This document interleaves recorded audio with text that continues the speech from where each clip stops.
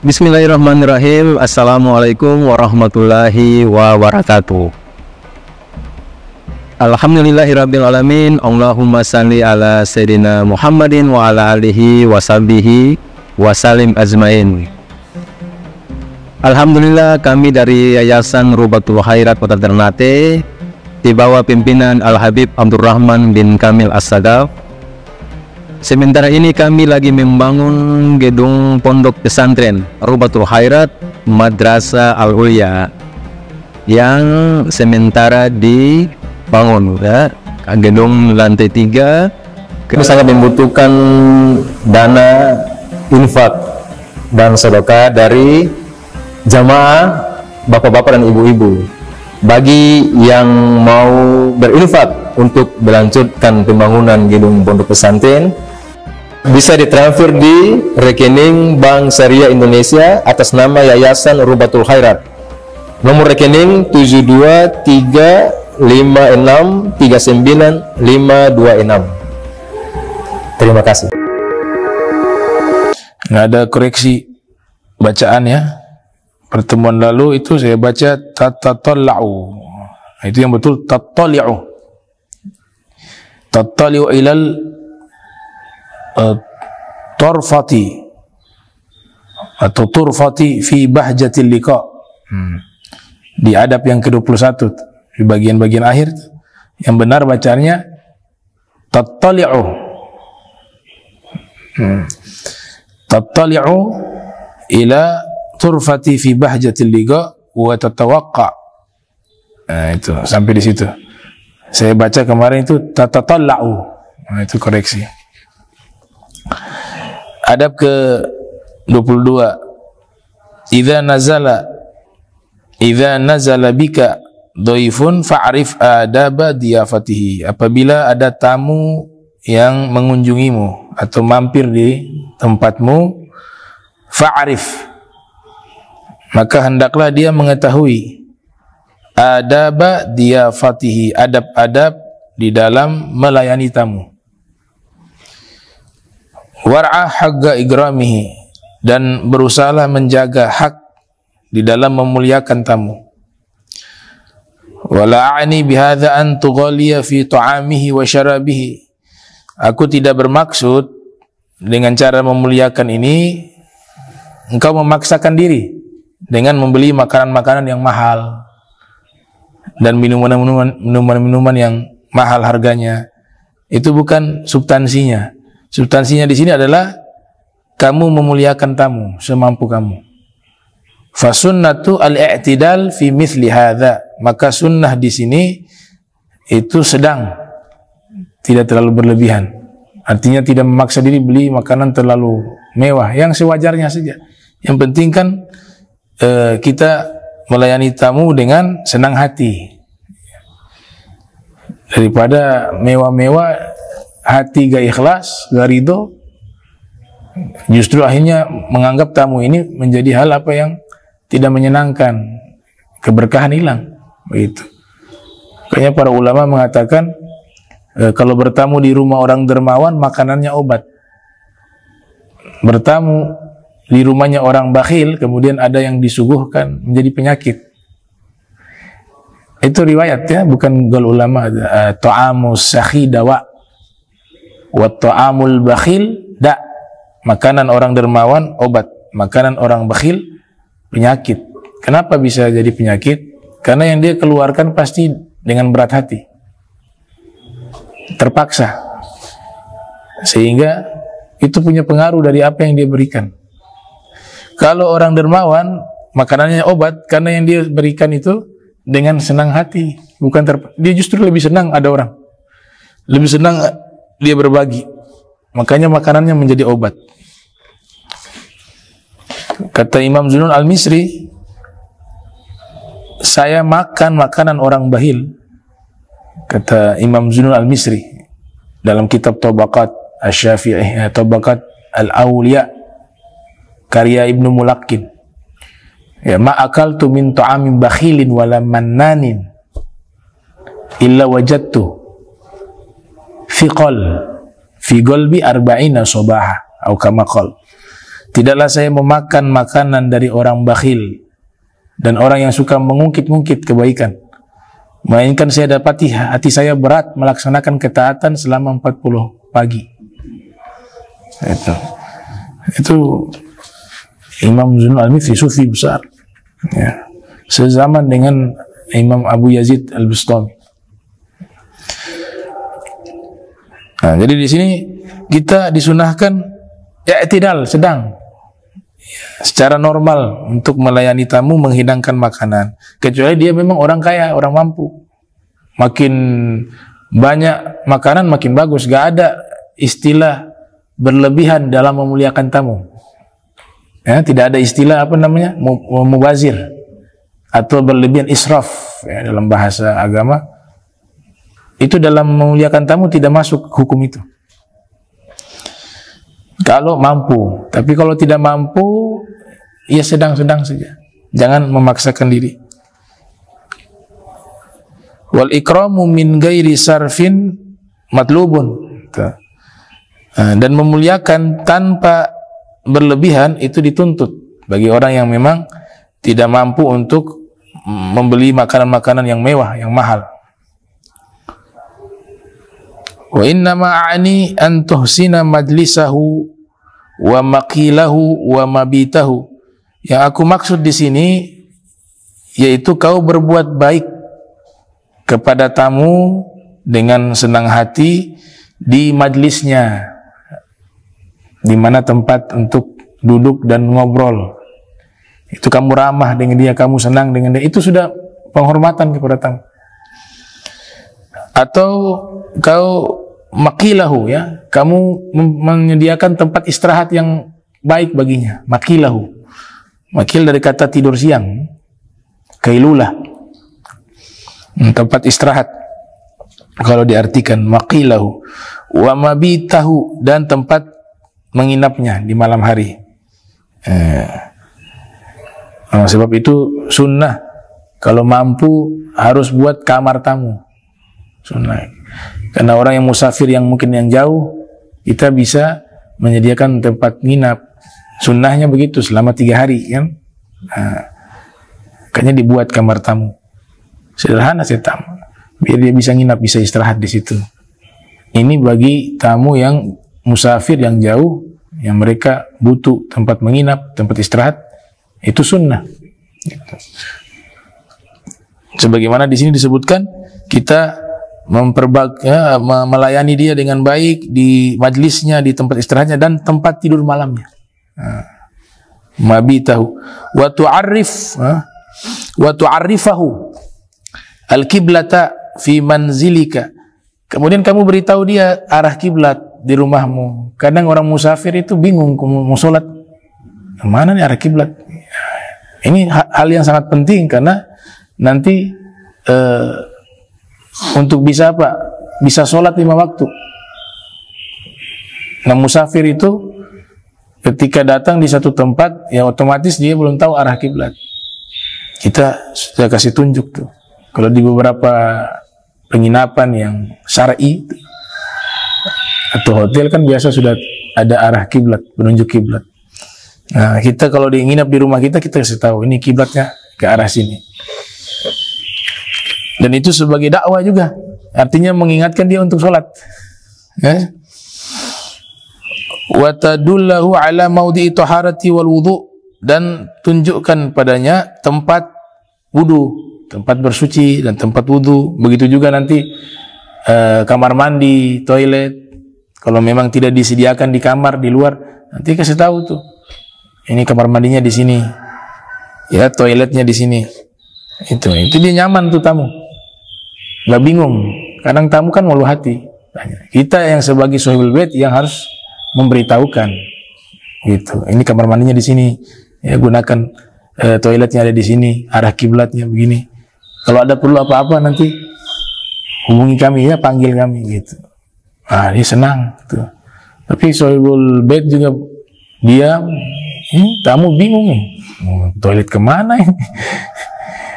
Sholat juga arah kemana? Ya, pendiam itu sifat mulia, tapi ada tempatnya gitu. Ya, asom tu sayyidul akhlak, diam itu pemimpinnya akhlak. Tapi dalam masalah sohibul bait, melayani tamu, maka dia harus menyampaikan hal-hal tersebut. Jangan dia diam. Bahkan di sini dikatakan, nah, wa mayattasilu bihadza wa dzaki, atau hal yang berkaitan dengan itu, ini dan itu, artinya kamar mandi, toilet. Wa idza qaddamta lahu mindilan litanshifi min ma'il wudu au min ghusli yadain ba'da ta'am au qablahu falyakun nadhifan ghaira ma tasta'miluhu anta wa auladu. Apabila kamu ingin memberikan padanya sapu tangan, mindil, untuk mengeringkan, ya, untuk menyeka air. Nah, ini perlu catatan nih, menyeka air wudu. Nah, kalau bab fikih makruh. Jadi yang air wudu itu jangan digosok dengan kain, biar aja dia mengalir. Air yang ada di anggota tubuh kita yang kita gunakan wudu itu makruh diusap dengan handuk dan lain-lainnya. Hal ini pernah ditanyakan kepada Imam Auza'i. Imam Auza'i ulama besar Hafidhus Syam. Ditanya kenapa hukumnya makruh air wudu diusap dengan kain atau digosok dengan kain. Kata beliau, alasannya yang prinsip itu dua. Yang pertama, Nabi bersabda, setiap air yang mengalir dari anggota tubuh kita yang kita gunakan wudu, dia membawa dosa-dosa kita. Itu ada di dalam hadis. Sama, hingga Nabi bersabda, hingga dosa yang ada di sela-sela kuku itu pun terbawa dengan air wudu. Jadi makin lama air itu dia menetes dia mengalir di tubuh kita, makin banyak dosa yang terbawa oleh air wudu. Makanya jangan diusap, kata beliau. Alasan yang kedua, kata beliau, setiap tetes air wudu itu nanti menjadi kebaikan yang ditimbang di hari kiamat. Setiap tetesnya itu yuzan fil mizani yaumal qiyamah, kata beliau, akan ditimbang di timbangan amal kebaikan di hari kiamat. Ya. Itu ada dalam kitab Al-Hawi lil Fatawa lil Imam Suyuti. Nah, tapi di sini disebutkan ya menyeka ya air wudu. Ini fuqaha mengatakan makruh. Au min ghuslil yadain ba'da ta'am, atau cuci tangan setelah makan, ya, daripada mencuci kedua tangan setelah makan atau sebelumnya. Jadi kasih saran juga, sediakan sapu tangan, atau zaman kita sekarang tisu bahasa Arab mindilun waraqiun. Mindilun waraqiun. Tisu. Falyakun nadhifan ghaira ma tasta'miluhu anta wa auladuk. Nah, sapu tangan itu yang kau berikan kepada tamu hendaklah yang bersih, bukan bekas pakai kamu dan anak-anakmu. Ya, wala ba's an tugarriba ilaihi tib li yatatayyaba minhu wal mir'ata li yatajammala binadhri ilaiha.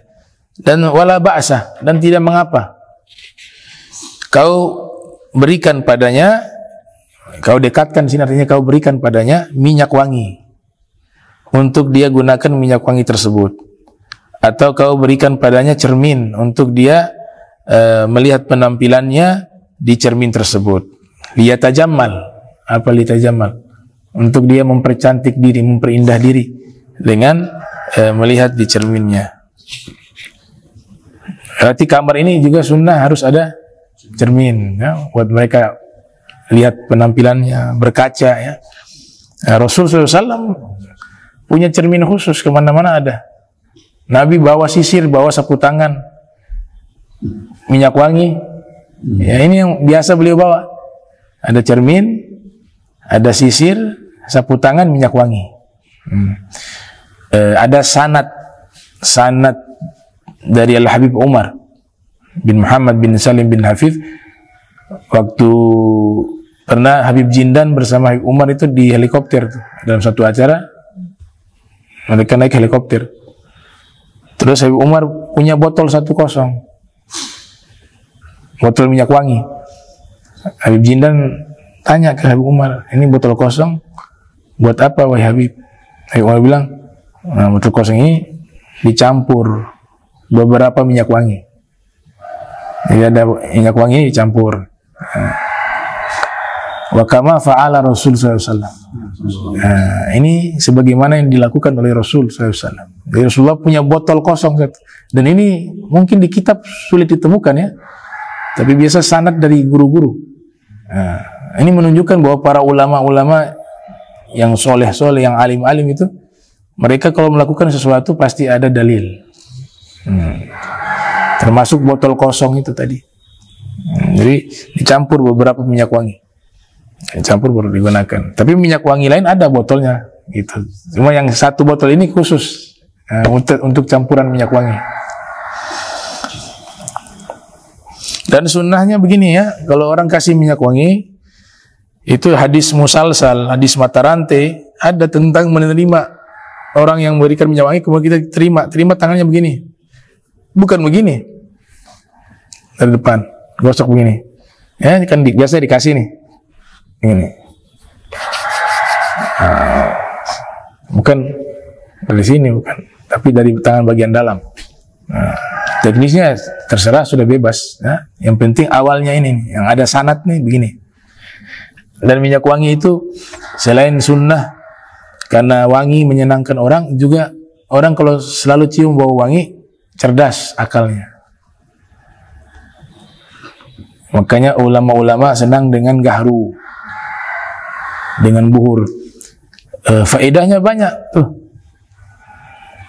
Di dalam beberapa kitab seperti kitab Tib Nabawi li Ibnul Qayyim yang lahir 691 wafat 751 Hijriah, itu diantara juga mengundang malaikat, karena malaikat suka aroma-aroma wangi. Sebaliknya kalau bau-bau busuk itu mengundang syaitan. Dan masih banyak fawaid-fawaid terkait minyak wangi. Jadi bagus kita berikan ke tamu juga ya. Ada yang disebut namanya mulattiful jawi, bahasa Arabnya. Apa namanya itu, penyemprot buat wangi itu, ya kan? Nah, semacam itu. Itu juga bagus diletakkan di kamar tamu buat pewangi. Kalau ada yang gahru-gahru dan seterusnya, yang memunculkan bau wangi. Wal takun wasail taharati allati yasta'miluha nadhifah, dan jadikanlah ya alat-alat untuk bersuci tadi yang digunakan itu bersih. Wa qabla dukhulihi al-hammam ghayyib ma fiha mimma la yahsun an taqa alaihi ainu dhaifi wal gharib. Nah, sebelum tamu itu masuk ke kamar mandi, sebaiknya kita merapikan kamar mandi itu biar bersih. Dan ada barang-barang yang sifatnya privasi disimpan saja itu di kamar mandi itu, sehingga tamu atau orang yang berkunjung ke rumah kita itu mereka tidak melihat hal-hal yang tidak baik untuk dilihat ya, itu disembunyikan. Di sini disebut apa? Sebelum memasuki kamar mandi, goib itu apa? Sembunyikanlah. Ma fiha, apa-apa yang ada di dalam kamar mandi, mimma la yahsun, dari apa-apa yang tidak baik, antaqa alaihi ainu dhaifi wal gharib, untuk dilihat oleh mata tamu dan orang yang asing ya, orang asing, gharib. Disembunyikan. War'a rahatahu fi athna'i naumi wal istirahati, kemudian sediakan padanya atau jagalah waktu istirahatnya di tengah-tengah tidurnya dan istirahatnya, indaka di sisimu. Fajannibhu dajijal aulad, sekiranya itu kamarnya, tempat istirahatnya itu jauh dari anak-anak, karena biasa mereka berisik, tamu terganggu. Jadi juga diperhatikan kalau mau buat kamar tamu yang jauh dari dari tempat main anak-anak di rumah. Itu sehingga ketika istirahat tidak terganggu. Anak-anak berisik kadang-kadang. Ini tamu kasihan butuh istirahat. Itu. Dodija suara berisik. Al-aulad wa sakhaba baiti, atau suara-suara berisik yang ada di dalam rumah. Ya. Mastata'ta, semampu kamu. Ini juga adab kalau kita nginap misalnya di penginapan atau hotel, jangan berisik. Orang lain kan ada istirahat. Ya kan? Kadang-kadang orang yang tidak peduli dengan hal itu, mereka ngobrol rame-rame, tertawa, terbahak-bahak tengah malam, itu kan mengganggu orang. Apalagi kan di penginapan hotel itu kan ya rata-rata orang untuk istirahat atau ada tugas kantor, kan mereka kembali ke kamar itu untuk istirahat. Itu pernah ceramah Habib Umar dari Hadramaut, termasuk knalpot motor tuh yang berisik-berisik tuh. Itu bilang itu dosa paling besar. Ya, mengganggu ada orang, anak kecil, ada orang tua yang sakit. Apa faedahnya kira-kira tuh suara knalpot berisik begitu? Faedahnya apa? Mafi faedah. Itu. Kalau masalah membangunkan sahur yang sekarang sering ini, yaitu kondisional, kan? Kondisional. Kalau memang di daerah situ mereka senang, ridho, ya sudah bismillah. Kemudian yang penting caranya baik tuh. Lagu-lagunya juga dipilih lagu-lagu yang ada unsur dakwah, ya kan? Gak nyambung lagu rock kasih bangun sahur itu.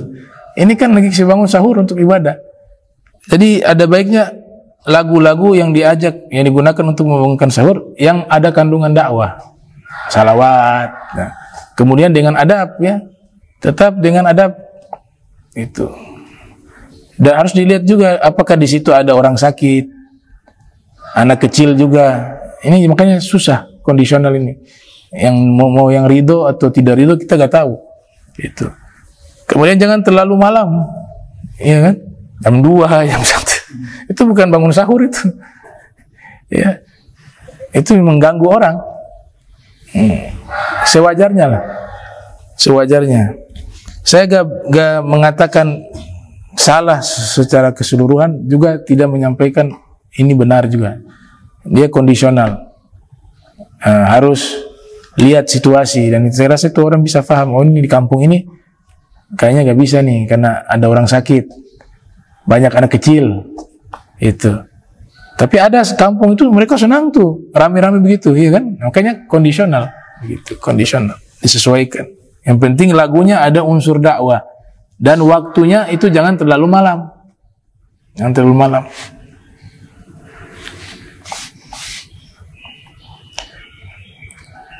Nah, fajanibhu ya dodijal auladi wa sahabal baiti mastata'ta, ya, jauhkanlah tamu dari suara berisik anak-anak atau suara berisik di rumah semampu kamu.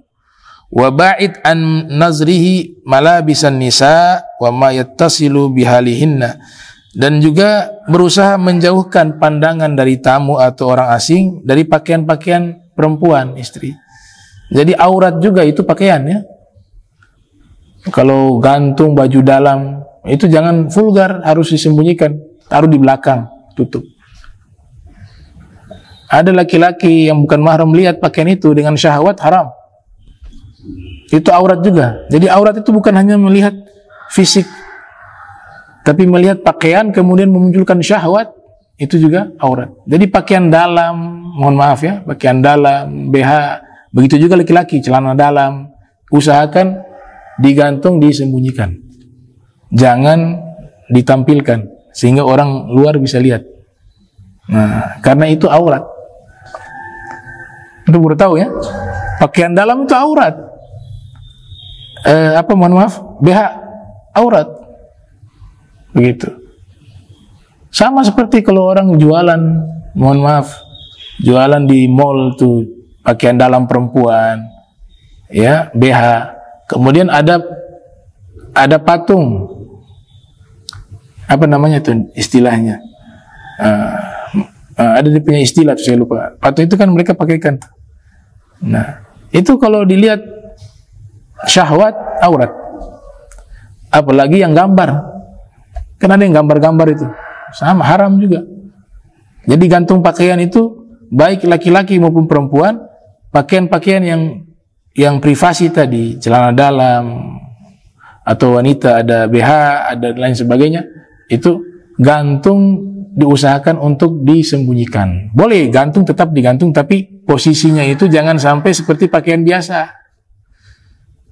Nah, ini aurat, dan itu gak pantas juga, ya, gak pantas digantung secara vulgar begitu, terang-terangan. Nah, kecuali baju-baju biasa, nah, itu gak masalah. Jadi aurat itu dalam pembahasan kita fikih itu. Jadi pakaian-pakaian dalam itu termasuk aurat. Pakaian dalam itu termasuk aurat. Kalau di toko, di jualan itu ya, itu kasusnya beda ya. Itu kan jualan, belum ada yang pakai. Ya. Nah, ini orang kalau syahwat juga memang sakit juga jualan itu. Ya. Tapi sekiranya juga di tempat-tempat yang privasi. Maksudnya begini, toko ini khusus untuk perempuan. Pakaian dalam perempuan, BH, ya privasi untuk perempuan dah. Laki-laki sekiranya gak perlu masuk di situ. Itu namanya privasi. Nah, ini adab ya. Jadi gantung pakaian ada caranya. Itu pakaian-pakaian yang biasa di depan, pakaian-pakaian yang privasi usahakan disembunyikan dengan cara yang bisa kita atur. Kemudian di sini wa mayattasilu bihalihina, ya, dengan hal-hal juga yang berkaitan dengan perempuan itu disembunyikan. Fa inna dzalika min hishmah. Kata musannif. Fa inna dzalika min hishmati matlubah. Karena hal tersebut bagian daripada sifat malu yang dituntut dalam syariat. Al-haya'u minal iman. Ya, malu itu sebagian daripada iman. Nah, orang kalau itu kan berarti kurang punya malu. Ya, orang tahu ukurannya berapa ini. La haula wala quwwata illa billah. Laisa min akhlaqil mu'min. Laisa min akhlaqil mu'minin. Ya, laisa min akhlaqil mu'minin. Wa akramu laka walahu, dan hal itu memuliakan kamu dan dirinya. Wa tajammal lahu fi ghairi takallufin. Kemudian kalau ada tamu, usahakan kita berpenampilan dengan penampilan yang indah, yang baik, tanpa harus memaksa diri, yang sewajarnya. Wa kum fi khidmatihi bidzauqin wa taqdirin, dan engkau melayani tamu dengan penuh rasa, bukan karena keterpaksaan, rasa senang. Ya, wa taqdirin, dan juga penghormatan, ya, diberikan kedudukan yang baik kepada tamu. Nah, tamu juga, yang namanya tamu gak boleh dikotomi. Tamu yang datang orang kaya, oh dia hormati. Kalau bukan orang kaya, ya biasa aja. Ngasih kerupuk, air putih, selesai. Enggak. Disamakan semua yang datang itu. Ya, mau orang kaya, mau orang bukan orang miskin, orang susah, muliakan semuanya tamu. Gitu. Kita dalam agama Islam dilarang memuliakan orang karena itu. Memuliakan dia karena dia kaya. Itu haram. Memuliakan orang karena kesolehannya, karena kebaikannya. Ada riwayat dikatakan siapa yang tawadu kepada orang kaya yang soleh karena kayanya, sepertiga agamanya hilang. Karena kayanya, ya. Imam Ghazali mengatakan ini tawadu kepada orang kaya yang soleh, tapi dia tawadunya karena kayanya, bukan karena solehnya. Sepertiga agama hilang. Lantas bagaimana kalau dia tawadu ke orang kaya yang tidak soleh? Kan dalam riwayat itu kan orang kaya yang soleh. Man tawadu'a ligoniyin solihin, kata Nabi SAW. Siapa yang merendahkan dirinya, bertawadu, merendahkan hatinya atau tawadu kepada orang kaya yang soleh, liginahu, karena kayanya, maka sepertiga agamanya hilang. Al-Imam Ghazali menambahkan, nah dalam riwayat itu kan tawadu ke orang kaya yang soleh, tapi dia tawadunya karena kayanya, bukan karena solehnya. Sepertiga agama hilang. Lantas bagaimana kalau tawadunya ke orang kaya yang tidak soleh? atau orang kaya yang bukan orang muslim lagi, hilang agama, kemuliaan agama hilang.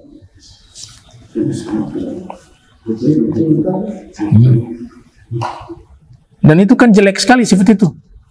Kalau sama pejabat dia tahu ini hormati ini sama ini. Kita bukan melarang menghormati pejabat, itu juga ada dalam aturan. Orang yang punya pangkat itu dihormati juga. Anzilun nasa manazilahum. Tapi jangan meremehkan orang yang tidak punya pangkat. Jangan meremehkan orang yang tidak kaya. Itu bukan akhlak seorang mukmin. Ya. Karena yang menjadi tolak ukur kemuliaan itu adalah kebaikan.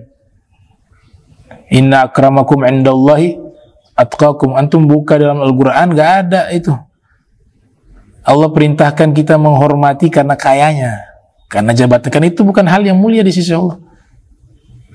Tapi kalau orang kaya yang soleh, nah ini, karena solehnya kita muliakan, karena ilmunya kita muliakan, karena taqwanya kita muliakan, karena akhlaknya yang baik kita muliakan. Nah, itu yang dituntut. Itu. Ya nunduk-nunduk sama orang-orang yang dipenangin, tawadunya ke situ saja. Sama orang lain dia gak tawadu, yang miskin gak tawadu, yang orang tua yang tidak punya jabatan gak tawadu. Jelek, ya, sifat yang jelek, hubud dunia itu.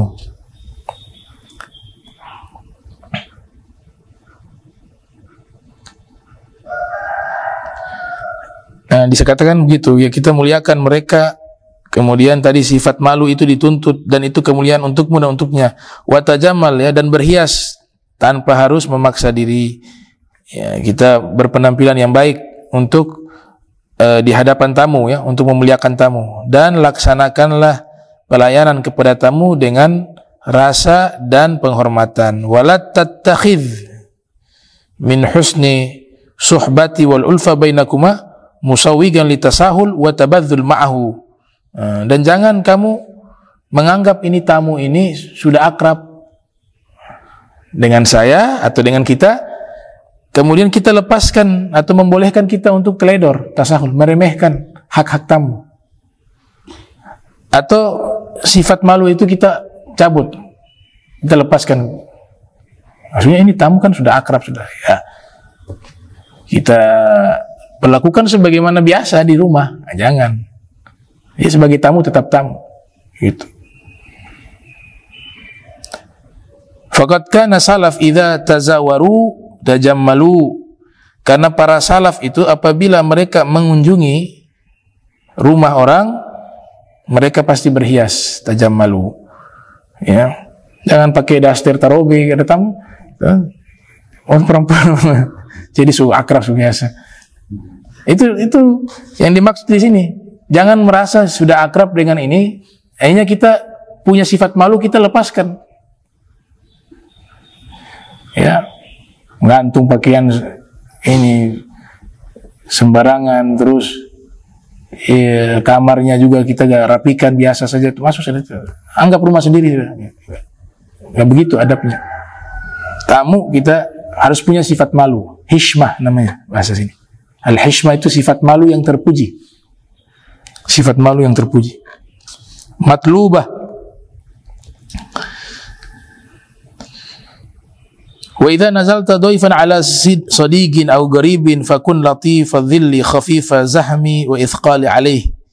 Sekarang posisinya kamu yang menjadi tamu bagi temanmu atau kerabatmu, maka jadikanlah itu kamu itu bersikap ramah, bersikap menyenangkan, latifal, ya. Latifazil, ya, semacam apa? Menyenangkan, tamu yang menyenangkan, yang tidak memberatkan dan tidak menyusahkan. Khafifah zahmi, ya, tidak menyusahkan sahibul bait, banyak minta, ya. Sudah dikasih kopi, teh, ada gak sirup yang rasa kelapa itu? Ya, ini susu, ada teh, ya. Oh, nggak ada ini. Pengen itu tuh yang sirup kelapa itu, es sama roti, ya, sama roti. Wah, ngasih repot. Apa yang disediakan ada, ya Bismillah, udah. Wa ra'i dzurufah wa awqati amalih, dan kamu juga harus peka dengan keadaan sahibul bait. Misalnya ini ada orangnya sibuk, jangan terlalu lama, duduk di situ berjam-jam, 3 jam, 4 jam, nggak mau pulang di situ. Sedangkan orang ini kita tahu punya waktu, punya kerjaan, ya ada waktu dengan keluarga, itu juga harus diperhatikan. Jadi bertamu itu perhatikan waktu terhadap sahibul bait. Kecuali sahibul bait ini memang senang kita untuk lama, itu kan bisa kita mengerti itu. Ya jangan dulu pulang, biasa dia gitu. Nah, itu terapa itu. Tunggu dulu, nggak buru-buru kah? Nah itu lama gak apa-apa. Tapi kalau biasanya mereka gak ucapkan kalimat itu artinya ada kesibukan lain, ada keadaan yang lain. Kita harus membaca itu. Ya, harus membaca, oh kayaknya ini ada sibuk, sudah buru-buru. Yang penting kita sudah menyampaikan hajat atau sudah bertamu, sudah selesai pulang. Kecuali tadi sahibul bait sangat senang bahwa kita lama di tempatnya beliau, itu silakan, itu sekehendaknya sahibul bait. Wa aujiz ma istata'ta min waqti diyafatika, ya ringkaskanlah semampu kamu waktu bertamu kamu. Ringkaskan, ya. Wa aujiz mastata'ta min waqti diyafatika indahu, di sisi sahibul bait. Fa inna likulli insanin irtibatatin wa wajibatin wa mas'uliyatin zahiratan wa ghaira zahiratin, karena sesungguhnya setiap orang itu punya irtibatat, punya hubungan-hubungan atau ada kesibukan-kesibukan, wa wajibatin, dan kewajiban-kewajiban, wa mas'uliyatin, dan tanggung jawab, zahiratan, baik yang nampak, wa ghairu zahiratin, wa ghaira zahiratin, dan baik juga yang tidak nampak. Nah, karena sahibul bait mungkin punya kerjaan, punya kewajiban, punya urusan. Itu. Farfuk bimudifik, maka farfuk, berikanlah belas kasih kepada orang yang menjamu kamu sebagai tamu. Itu. Belas kasihnya apa? Jangan terlalu lama.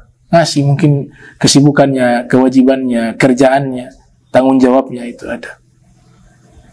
Dia butuh. Wa kun musa'idan lahu 'alal qiyam bi syu'uni nafsihi wa injazi a'malihi wa ada'i wajibatihi. Maka kamu sebagai tamu harus membantu dia, membantu orang yang melayani kamu sebagai tamu untuk dia melaksanakan urusan-urusan pribadinya, atau mungkin untuk melaksanakan pekerjaan-pekerjaannya dan melaksanakan kewajiban-kewajibannya. Wa ada'i wajibatihi. Wa inda ruju'ik, ya. Wa inda wujudika, ya. Wa inda wujudika fi baitihi la tutliq basaraka fihi fahisan munaqiba. Nah. Afwan, ya. Wa inda wujudika fi baitihi la tutlik basaraka fihi fahisan munaqiba. Dan jika kau berada di rumahnya, rumah sahibul bait, dan posisi kita sebagai tamu, jangan melepaskan pandanganmu secara liar, ya, sehingga seakan-akan kau memata-matai begitu. Lihat-lihat, nggak perlu lihat ke sana kemari, ya. Ada apa sih? Apalagi tahu-tahu datang langsung masuk ke kamar. Allahu Akbar. Kamar bersih, ya, mafi ada apa? Sudah tua gak ada akal nih. Maksudnya kalau anak-anak kecil, anak muda wajar, ya. Kalau sudah tua begitu, ini harus mundur lagi belajar adab dari kelas ini. Kan adab ini ada paling dasar anak-anak. Gitu. Datang ke sana, Assalamualaikum. Assalamualaikumnya kamar orang. Ini mau jawab Waalaikumsalam. Mafi adab. Gitu. Sayang sekali kalau sudah tua, masalah begini juga dilanggar itu. Bagaimana mau didik anak? Kamarnya orang itu privasi. Hatta yang orang tua, hatta saudara gak boleh. Anak kalau datangi kamarnya Bib Syekhon itu, anak salam di depan kamar. Ya, jadi kalau di rumah kan salam orang tua kan, tapi kan kamar dia kan di atas. Anak salam di situ. Gak berani anak buka izin. Nah, salam baru bilang, ya sebentar, jangan buru-buru, sabar, gak apa-apa. Ya, anak ada di luar ya. Nah, itu. Nanti kan dia mungkin ganti pakaian baru dia buka. Kalau diizinkan masuk, kalau gak diizinkan jangan masuk. Begitu. Itu sesama di rumah. Ini gak wala kanal, wala apa, tahu-tahu dalam kamar. Bersih ya kamarnya ya. Ternyata. Allah. Adab penting sekali, adab penting. Ya. Kamar orang itu, anak-anak juga diajarkan, jangan kalau datang ke rumah orang main masuk kamar orang ya, nggak boleh. Diingatkan dari kecil tuh. Jangan sentuh barangnya orang, jangan nakal ya, jangan datang ke rumah orang, anak loncat sana, loncat sini, bantal diambur, orang tuanya diam senyum-senyum, mafia adab. Nggak boleh. Jangan kita beranggapan nggak yang di rumah gak apa-apa. Sabar dulu, kamu tahu yang di rumah jengkel dia mati. Semua orang fitrahnya jengkel bahwa anak nakal barangnya dia dirusak. Naik meja, loncat sana, loncat sini. Sekiranya kalau memang tidak perlu membawa, jangan. Sehingga mengganggu orang yang kita bertamu. Gitu. Akhirnya ada yang rusak, ada yang... Ini orang tua juga harus peka ini. Peka. Ini terbawa anak ini, anak kita model begini nih. Ya, jangan sudah. Kecuali ada acara-acara tertentu yang memang diizinkan untuk anak itu hadir, ya boleh. Kalau anaknya tenang, sudah dididik, nggak apa-apa. Lemari orang dibongkar, ya, meja makan kursi orang diinjak-injak, dibuang bantal sana sini, walhasil,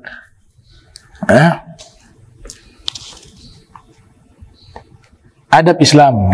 Kita belajar adab Islam seperti itu. Indah, semuanya aturannya itu kebaikan. Dan juga mata tadi, jangan liar. Fudul mau lihat sana, lihat sini. Datang bertamu yang di situ saja sama sohibul bait saja pandangannya. Sebutuhnya hajat saja. Ada apa lagi? Mulia sampai dalam-dalam situ. Gitu. Gak perlu begitu. Kata beliau di sini, fahisah. Seperti mata-mata. Munaqibah, yang selalu melihat sampai celah-celah lubang, mau lihat juga bisa, dia mau lihat. Wa khasa idza uridat munasabah fada'aka ila ghairi al-ghurfati mu'addati liduyuf faqsur basarak fiha faqad yakun fiha ma la yahsun an tarahu wa la takun fuduliyan fi as'ilatika. Seandainya khususnya ya, wa khasatan khususnya apabila disodorkan satu keadaan di mana dia memanggil kamu ke ruangan yang tidak disiapkan untuk para tamu. Mungkin dia ada mau bicara 4 mata, diajak ke kamarnya yang pribadi atau ke ruangnya, ya, laki sama laki, perempuan sama perempuan. Maka jagalah pandanganmu, ya, faksur, ringkaskanlah pandanganmu.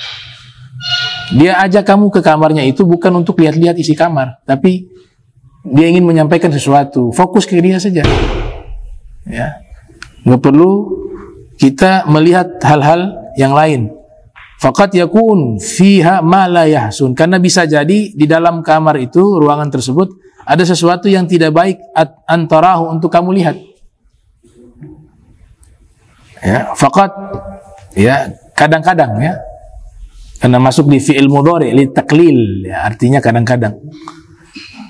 Faqad yakun, maka kadang-kadang terdapat fiha di dalam ruangan tersebut ma sesuatu la yahsun yang tidak baik antarahu untuk kamu melihatnya. Wala takun fudulian fi as'ilatika, dan jangan terlalu fudul berlebihan di dalam memberikan pertanyaan-pertanyaan gitu. Termasuk ini adab nih. Adab kalau ada orang-orang meninggal, jangan fudul cari tahu penyakitnya apa. Ya, mafi adab, apalagi ulama, orang soleh. Meninggal kasihan, sakit apa? Sakit apa? Perlulah. Udah meninggal qadarullah. Itu. Enggak perlu fudul sampai cari tahu penyakitnya apa, urusannya apa. Antum punya faedah apa tahu penyakitnya itu apa? Sakitnya apa? Nanti kalau ada sakit-sakit yang tidak kurang baik, kasihan sakitnya begini, sakitnya. Mafi ada. Apalagi sama orang-orang soleh. Udah orang soleh meninggal, ulama itu meninggal, orang yang sudah tua itu meninggal. Sudah. Itu urusan dokter tahu penyakitnya.